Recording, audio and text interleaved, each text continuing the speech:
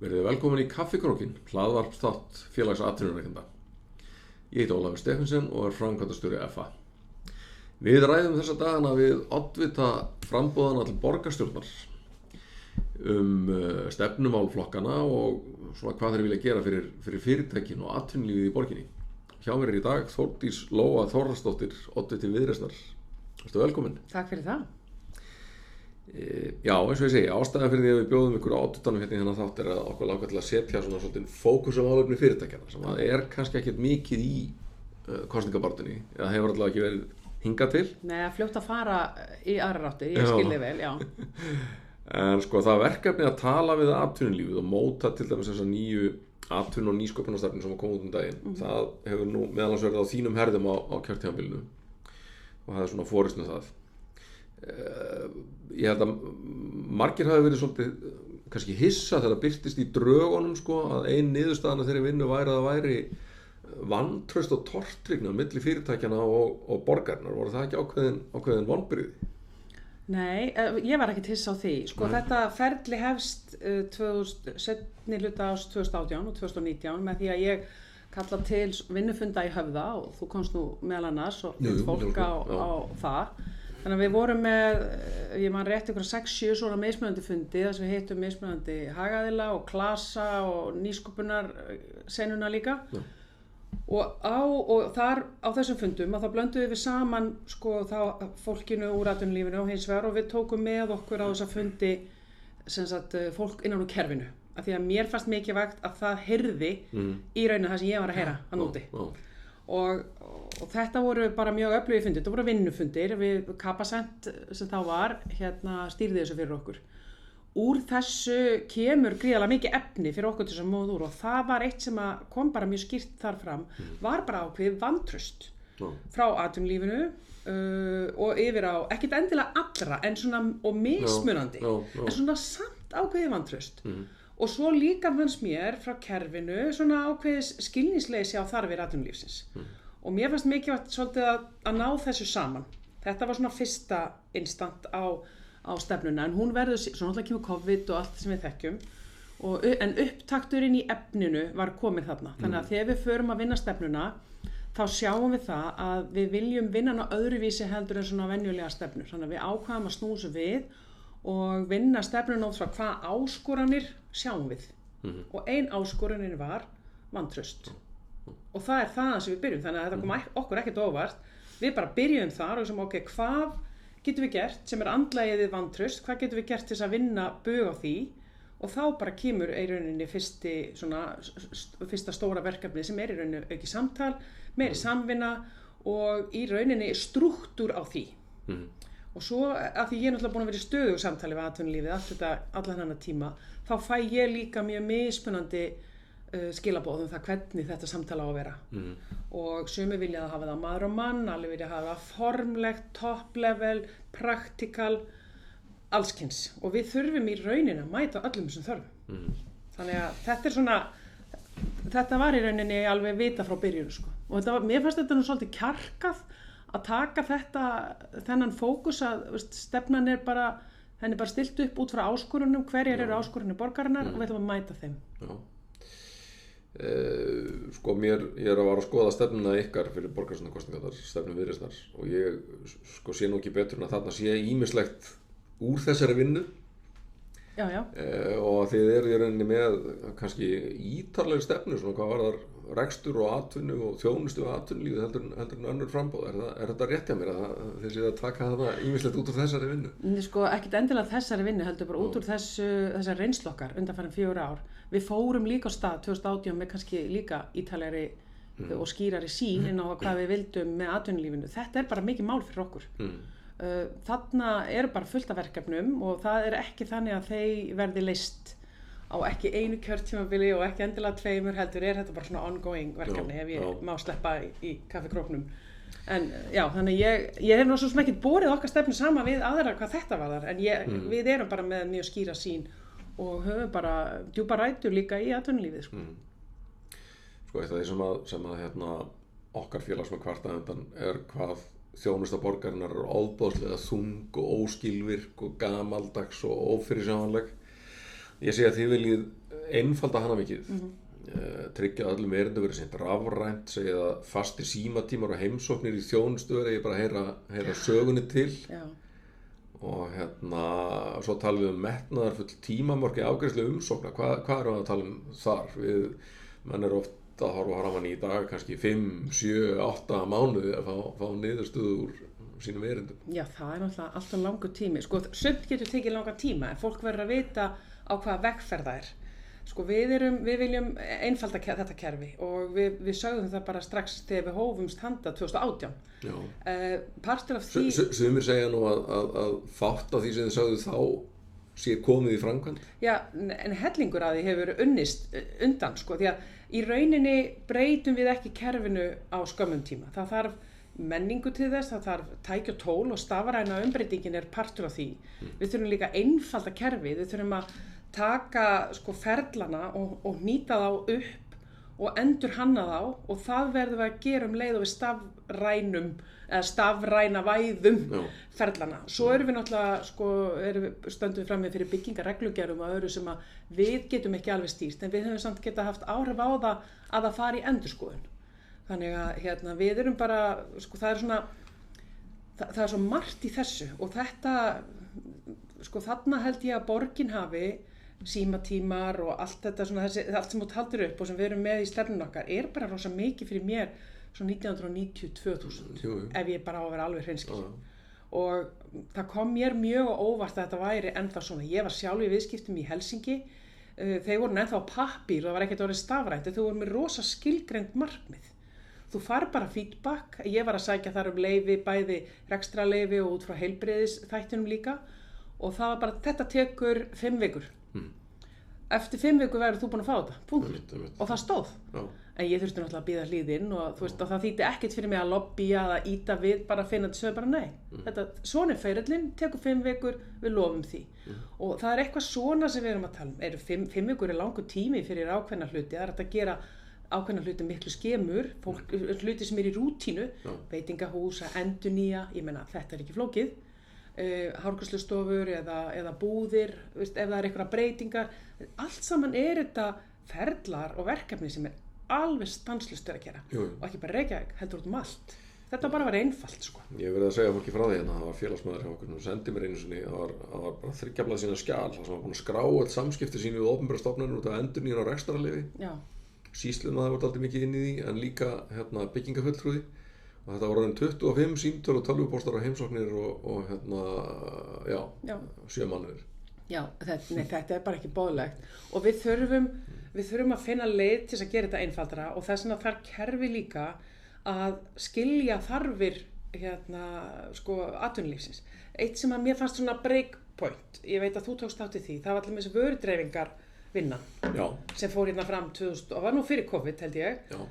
Sko, ég held að við höfum verið svo frumkvæða því Já, og það var eitt af svona þessum verkefnum sem kemur upp úr höfðafundunum og bara gerum þetta saman. Allir fara bara og ég man eftir myndum þar sem var að vera bara stik út horn og fleira. Þarna, sko, með því að vinna svona saman, þá læra báðir aðilar eða allir aðilar, alveg sama hversu margir þeir eru, á þarfir hinna. Annað svona verkefni var upplýsingaverkefni sem við fórum í eftir að mínu mati mjög vonda upplýsingagjöf út af breytingum á hverfisgötu með veitum og mikla tafir og þá var bara sest niður hvernig getum við gert þetta betur en þá varð líka kerfið og veitur því ég sé kerfið að meina ég náttúrulega Reykjavíkurborg en veitur líka átt að segja á því hverja þarfir íbúana eru og atvinnulífsins og ef að við sjáum þetta ekki, ef þessi gleraugu eru aldrei sett upp þá endum við alltaf í ykkur öngstræti þannig að við verðum að vera með aðferðafræði sem mætir þessu alltaf. Sko þið talið þarna svona samráðsvettvang borgar og atvinnulífs og ég hugsa að margir væri nú spenntir fyrir því sko mörgum finnst til dæmis þessi umræða sko, hvað maður segja, hafa áhyggjur af því að þessi umræða borgarlínu og breytta samgöngumáta að það er til dæmis sjaldan verið að spurja fyrirtækin sko, hvað þurfið þið, hvað þurfið þið hérna bara í umferðarflæði var þetta aðföng og vörudreifingu og svo framvegis að takmarkast ekki bara við miðbæinn. Já. Ég hef nú trú á sko stóri samgöngusáttmálinn sem að snýr náttúrulega er upp á 120 milljarða og er þá rúmlega 50 milljarðar eru sko stofnvegir og stokkar og fleira sem þá til þess að bæta umferðarflæði, síðan hluta þessu ljósastýringar og síðan eru tæp 50% þá borgarlínan og svo hjólreiðastígar.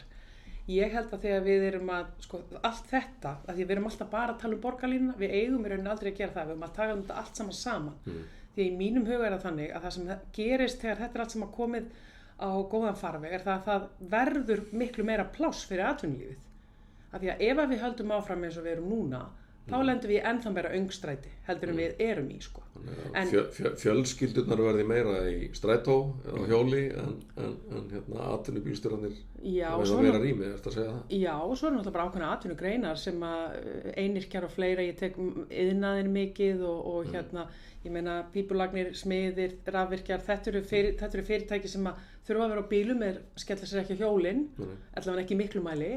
Og það verður pláss fyrir þau, alveg eins og á Laugaveginu núna að þá náttúrulega meira pláss. Ef við hefðum getað lokað henni alveg nema bara fyrir dreifiaðila, við getum það ekki alveg ennþá af því að við höfum ekki lagagrein fyrir því út af því að nú það þannig að við verðum að hleypa fötluðum í gegn.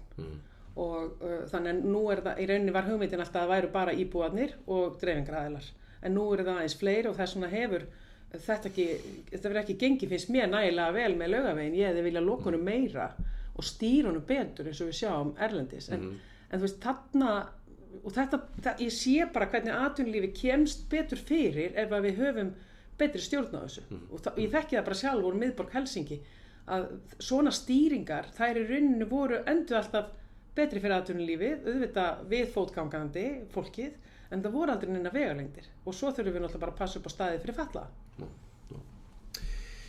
Ég rek líka augun í að þið eru með býsna afgerandi plan einkavæðingu fyrirtækja sem að borgin rekur í dag eða á hluti og eflingu einkarekstra, útboðum á fleiri þjónustuþáttum, matarþjónustu eins og í skólum og borgarstofnunum, innheimtu bílastæðagjalda og svo framvegis. Geturðu sett með þess inn í það af hverju þið farið í þetta núna? Sko við sjáum bara tækifæri, við gerum náttúrulega aldrei þetta allt í einu, þetta þarf að vera gert og vel og í ljósi aðstæðna í dag, þá verðum við að vanda okkur við allt svona, það bara inn í okkar DNA.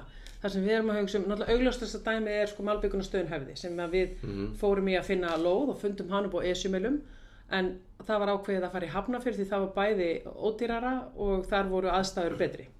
Og það hefur nú verið gert grín að því. Segir það okkur ekki eitthvað ástand atvinnulóða í borginni? Ekki endilega, þetta náttúrulega bara viðskiptalega ákvörðun. Það var komin lóð upp á Esjumölum, en það var lóð sem var þegar með græjum og tólum og aðstæðum í Hafnarfirði sem var bara ódýrari. Reykjavíkurborg, þetta bara oft búið að vera þetta. Sko Reykjavíkurborg að reka fyrirtæki í meira og minna öllum sveitarfélögunum hérna í höfuðborgarsvæðinu, Veitur og fleiri. Við erum með starfsstöðvar meira og minna á öllu höfuðborgarsvæðinu, þannig að þetta ekki nýmæli í rauninni. En Höfði eitt af því verkefnum sem við viljum selja, okkur finnst ekki eðlilegt að vera í þessum samkeppnisrekstri. Það ágætis samkeppni núna og ég held að það sé bara hellingstækifæri til að selja Höfða.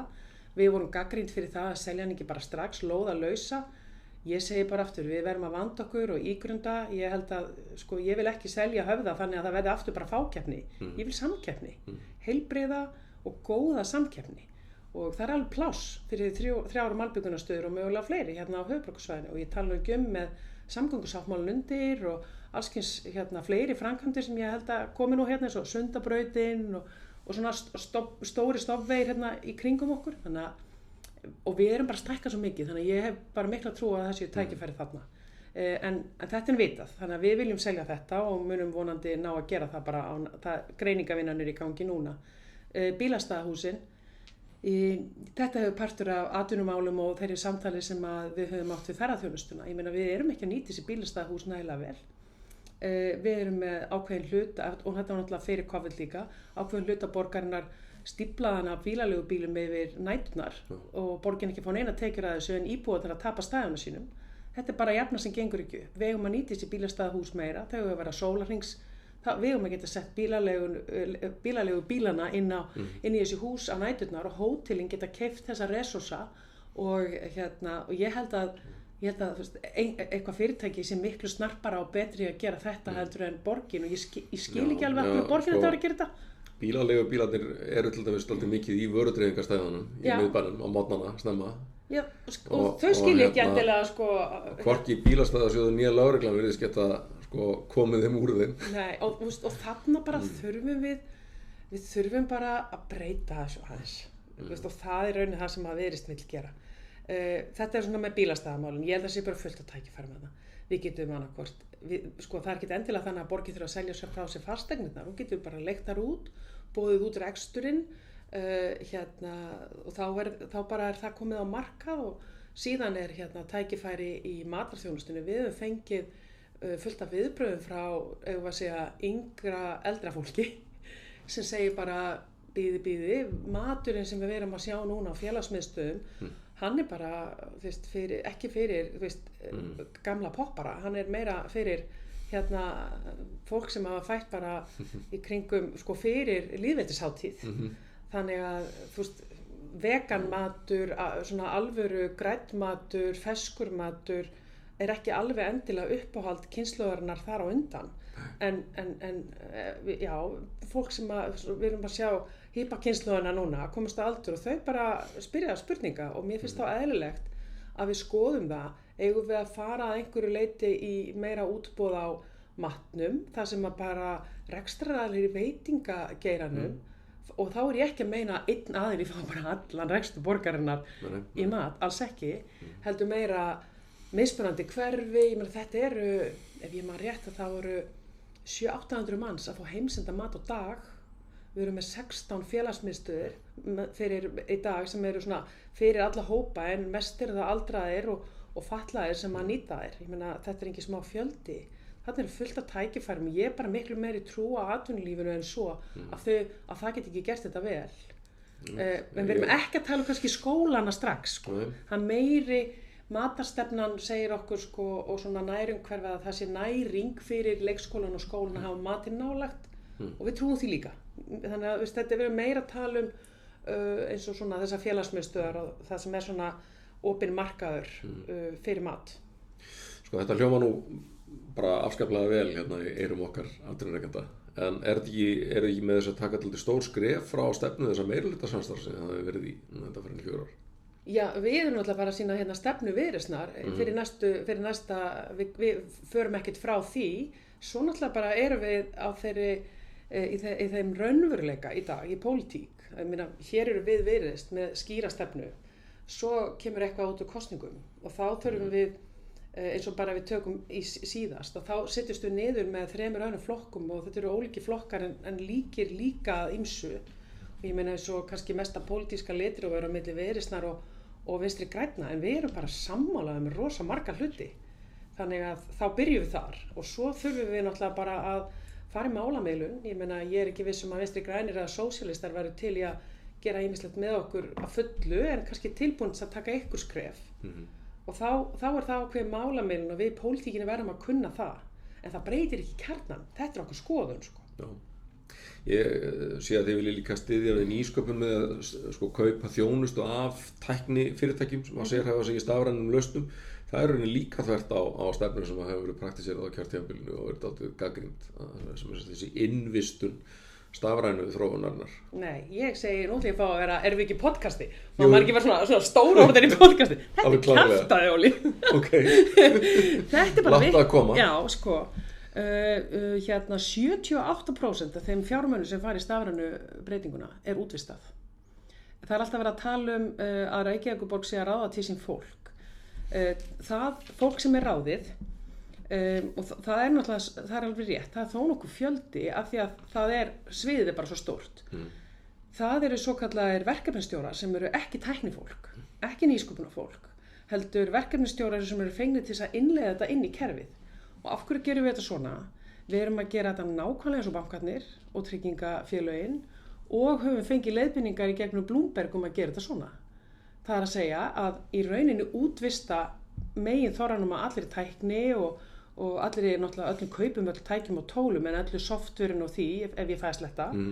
En en eru með in-house, nú þetta náttúrulega áræðu kannski svolítið enskuslætti hjá mér, eru með inn í fyrirtækinu sem Reykjavíkurborg þá, fólki sem að innleiða þetta í skólana, í velferðina og þegar ég segi sko í skólana þá það í leikskóla, það í hérna, og við erum að tala 10 leikskóla, við erum að tala 10 skóla, við erum að tala frístundamiðstöðvar, í velferðinni þetta 10 búsetukjarna fyrir fatlaða og hérna á annan 20 félagsmiðstöðvar fyrir aldraða, þannig að þetta ekki bara ein manneskja innlega fyrir hérna kannski 1000 manna svið, af því þetta snýr innleggingin á þessu stafræna, hún ekki bara það sem svona framlínan, hún líka það sem miðlínan.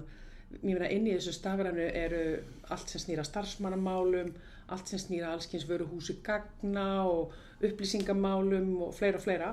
Þannig að hérna, mér finnst þetta alls ekki sko galin aðferðafræði, satt best að segja, og mér finnst hún hafa svolítið verið snúið út úr með þessu, því að við í rauninni erum bara að gera nákvæmlega það sama og bankar og tryggingafélög og erum að nota og benchmörkuðum okkur við þá aðferðafræði, en það var bara Reykjavíkurborg stór og það var náttúrulega svolítið stór biti, en ég skil að þetta var svona svolítið högg á markaðinn, en ég held að hann jafni sig nú sko. Því að þetta fólk leitar út aftur, af því að það alltaf síðan atvinnulífi sem býður betur sko, þegar uppi staðið. Talandi það, borgarkerfið hefur nú verið gagnrýnt fyrir að þenjast út og þið talið hagræðingu rekstri, einföldun, viljið fækka ráðum og sviðum. Eru það að tala að fækka borgarstarfsmönnum? Sko, þegar við að tala að borgin þenjast út, þá vil ég oft fá að heyra hvað átt við, því að við erum til dæmis búin að ráða 350 manns í leikskólana í viðbót. Partur af því að bæta kjör leikskóla starfsmanna var að fækka börnum per mannesku. Og það þýðir að í rauninni við þurfum til að halda í við börnin, þá þurfum við að fjölga starfsmönnum. Er þetta bólgið kerfi? Spyr ég þá. Við þurftum að bæta við fólki á COVID-tímum inn í skólana út af allskyns aðgangsstýringum og fleiri. Er það þá bólgið kerfi? Hvað það sem við erum að kalla? Við erum að opna búsetukjarna fyrir fatlað fólk.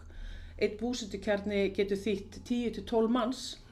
Erum við að belgja út kerfið? Þetta allt grunnþjónusta. Eða eru það 2 verkefnisstjórar á skrifstofu borgarstjóra sem ræðir sko. Þannig að ég vil líka fá að heyra hvað það sem við meinum þegar við segjum að belgja út kerfið. Því að ég vil ekki meina það að við höfum verið að gera það. Við í rauninni eftir braggamálið víðfræga, þá tók ég það verkefni að endurskipuleggja stjórnsýslu borgarinnar og við gerðum það á bara mjög ákveðinn hátt. Bara svona straumlínu löguðum allt kerfið, byggum til svið fjármála og átstýringar, mannauðs og starfsumhverfis og nýsköpunar og þjónustu og rekstur og þetta þjónustu og nýsköpunar, þetta svona svið sem heldur utan stafrænu umbreytinguna og við vorum ekki að bæta við neinum stöðugildum þarna heldur, þannig að mér finnst þetta stundum vera áður svona svolítið bábilja. Við hins vegar fórum í að belgja út kerfið þegar við fórum í vinnumarkaðsaðgerðir, en það voru tímabundnar. Ég meina það voru fleiri hundru manns ráðin inn tímabundi út á COVID og það var fólk sem við hefðum aldrei ráðið nema af því að við vorum að fara í vinnumarkaðsaðgerðir. Þannig að ég vil svolítið, áður við byrjum að segja svona, hvað það nákvæmlega að vera að meina? Erum við ef við náum að fylla allar stöður á hjúkrunarheimilum sem hafa verið undirmannaðar, það að belgja út kerfið? En af því að talningin, hún sýnir miklu fleiri starfsmenn sko. Sko þessu tengt, ég hef talað við marga sveitarstjórnarmenn sem að telja að síðustu kjarasamningar sveitarfélagana hafi í rauninni verið bara ekki mistök. Þeir hafi orðið miklu dýrari heldur en nokkur sá fyrir og þá fyrst og fremst út af styttingu vinnuveikunar.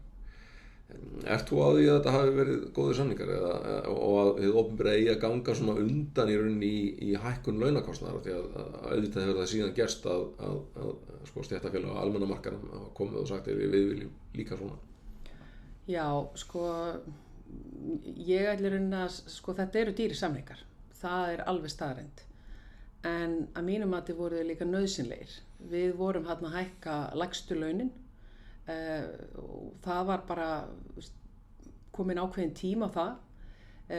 Varðandi styttingu vinnuvikunar, það hins vegar mál sem að ég hef mikla skoðanir á. Það kallast í svona alþjóðaumhverfinu work-life balance og það ekki kjaramál í grunninn, það lífsgæðamál. og mér finnst algjörlega eðlilegt að sveitarfélögin og opinberir aðilar gangi þar á undan af því að annars myndi þetta örugglega ekki gerast. Þetta kostar pening, sérstaklega kannski ekki beinharðan pening, en það kostar pening í kerfinu samt, í resursum og þetta kallar á skruðninga og yfirgangstímabil, en þetta sparar til lengri tíma og ég hef reynslu af því. Ég var í rekstri með 250 manns í vinnu í Helsingi. Ég var með vaktavinnufyrirtæki og við vorum Finnland að búa að innleiða styttingu vinnuvikunnar og hvernig áhrif hafði það fyrir mig sem kom úr veitingahúsageiranum hérna og gerði nákvæmlega það sama í Helsingi. Þá kallaði þetta á, ég varð alveg að hugsa vaktaplön og allt upp á nýtt og þetta bara, það tók á og ég blótaði þessu náttúrulega alveg í sandösku til að byrja með.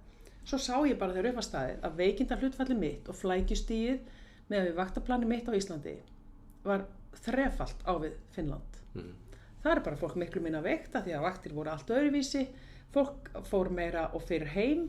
Ég fann það líka bara af kollegum mínum í forstjóra og eigenda og framkvæmdastjórastöðum að í Helsingi nærðu ekki neitt eftir klukkan 4 á daginn og þú fær ekki svar á e-mail fyrir en eftir helgi þú sendir það, en ef þú sendir SMS og það er eitthvað SOS þá færðu svar, en annars bara fólk komið í styttingu vinnuvikunar. Það að segja að stytting vinnuvikunar geti í rauninni sparað peninga þá til lengri tíma litið með minni veikindum og kulnun og eitthvað slíkur. Og ef það gerist ekki þá erum við að gera eitthvað rangt. Þetta var að spara, þetta var að létta á, þetta var að auka lífsgæði, við eigum að lifa heilbrigðara lífi og ég heyri oft kollega mín að segja að þetta sé ekki að gera það fyrir börnin í leikskólanum, að börnin séu ennþá með fullan vinnudag. Ég segi bara gefið þið foreldrunum smá séns. Fólk þarf að aðlaga sig að þessar styttingu vinnuvikunar. Við erum rétt komin með ár í reynslu á skrifstofufólkið og rétt hálft ár á vaktavinnufólkið. Þetta tekur nokkur ár í yfirgangi, bara við lærum þetta. Fólk þarf líka að, því að það eru lífsgæði fyrir foreldra sem eru út allt. Og bara að gera og græja, skutla og sækja alla daga. Það eru líka lífsgæði að það myndast hálftími eða korter á dag sem að dempar þau að foreldrar geta nýtt þetta. Það er verið að tala að fólk sé að fara í heilsurækt, það bara fínt. Ef foreldrar geta aðeins hvílt sig og farið í búðina eða nýtt einhverja svoleiðis í þessu daglega amstri, þá það gæði fyrir börnin. Og svo veit ég bara að með hvernig við sjáum þetta gerast í Skandinavíu, þessi mál eiga eftir að þróast þannig að foreldrar fara að sækja börnin sín fyrr. En það gerist ekki endilega strax og mér finnst því stundum vera svolítið dómhörð. Því að ég heyri þetta, það leikskólakennarar og fleiri segja, fólk sé ekki að skila sig fyrr.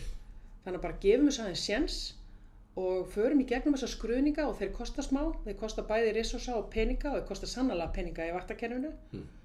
En þegar upp í staðið, þá er þetta risa vinnumarkaðsaðgerð. Miklu stærri heldur við séu í áratugi. Já, Trúirðu mér ekki? Ég er kannski ekki alveg samfærður. Nei, ok. En þetta var góð ræða. Já, ok. Þið segist til að lækka fasteignaskatt á atvinnuhúsnæði. Já. Núna á undanförnum árum þá hefur náttúrulega Reykjavík lækkað þann skatt minna en mörg önnur stór sveitarfélög. Þrátt fyrir alveg svakalegar hækkanir á fasteignamaturinn sem að skatturinn reiknast af. Já. Hann er núna svo hæst á höfuðborgarsvæðinu 1,6%. Ertu með einhverja tölu sem þið myndu vilja sjá? Já, við viljum fara niður í 1,55 og við viljum bara gera þetta í skrefum. Þú sjáið alveg að við viljum gera þetta hægt og rólega og þessi aðgerð hún kostar okkur milli 400 milljónir og hálfa milljarð á ári og við erum að leggja það upp núna að fara í 1,55. Já. En ég meina, er þið ekki að tapa í samkeppni til dæmis byggingar og fyrirtæki eins og fyrir Hafnarfirði sem 1,4%? Já, það er alltaf hægt að vera í þessari keppni. Við erum náttúrulega, já og nei. Ég er talsmanneskja þess að horfa á höfuðborgarsvæði sem heildar atvinnusvæði. Ég líti ekki alveg á þessar krónutölur sem einhverja beinharða samkeppni. Við erum oft með allt annað þjónustustig og flækjustig hérna í höfuðborginni. Ég myndi gjarnan vilja lækka þetta hægt og rólega niður í eitthvað svona sanngjarnt stig og hvort sem það verður 1,4 eða eitthvað annað, það verður bara komið ljós en mín sýn er það að við förum aðeins neðar með þetta. Þróun á húsnæði hefur bara verið þannig. sko talandi hækkanir á húsnæðiskostnaði og þá á íbúðamarkaðnum. Þær hafa náttúrulega verið drifkraftur bæði verðbólgu og launakrafna og mál sem margir atvinnurekendur hafa miklar áhyggjur af því. Boðið að það sé hægt að lækka kostnað við nýbyggingar, huga þörfum unga fólksins og fyrstu kaupenda, hvernig ætlið að fara að því? Við erum, þarna þurfum við margar lausnir. Við erum, trúum á þéttinguna, við trúum á að það séu gríðarleg tækifæri inn í borgarumgjörðina og þessu svæði skipulagi sem við búum við hér á höfuðborgarsvæðinu sem var samþykkt 2016 held ég. Og við sjáum fullt af uppbyggingatækifærum í borginni sem nú þegar eru skipulagi og við vorum bara í gær að undirrita viljayfirlýsingu með betri samgöngum Keldnaholti, þannig að það er komið á kortið líka, þannig að við erum að tala fullt af nýju hverfum. Varðandi lækkun á kostnaðnum að þá þurfum við líka við þurfum að hugsa aðeins inn í framtíðina í nýjum lausnum. Við getum ekki alltaf bara farið í gömlu góðu aðferðafræðina í hvernig á að byggja og þarna erum við í dag þegar í einu verkefni sem hagkvæmt húsnæði fyrir ungt fólk og bara það fari í svona verkefni eða í hitt verkefni sem við erum með á fasteignamarkaði líka sem eru græna lausnir. Bara það að fara í svona verkefni og fá alla svolítið til að hugsa nýsköpun og upp og nýtt, hvernig getum við gert þetta vel á þess að gefa eftir að gæðum, því að við viljum það heldur ekki til langstíma litið.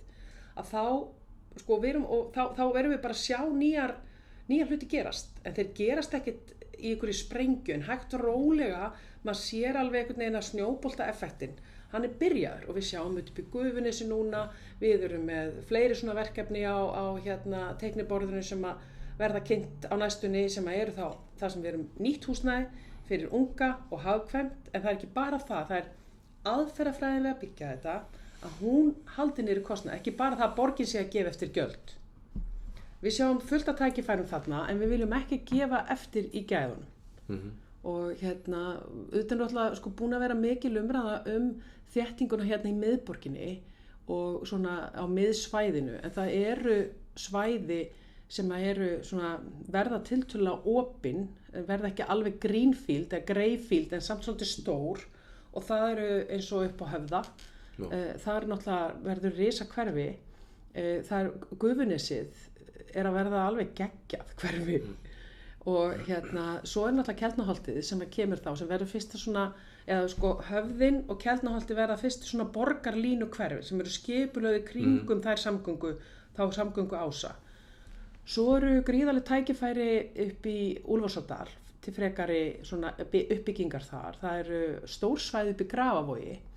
Við erum búin að samþykkja hverfiskipulag fyrir Árbæ og hverfiskipulag fyrir Breiðholt.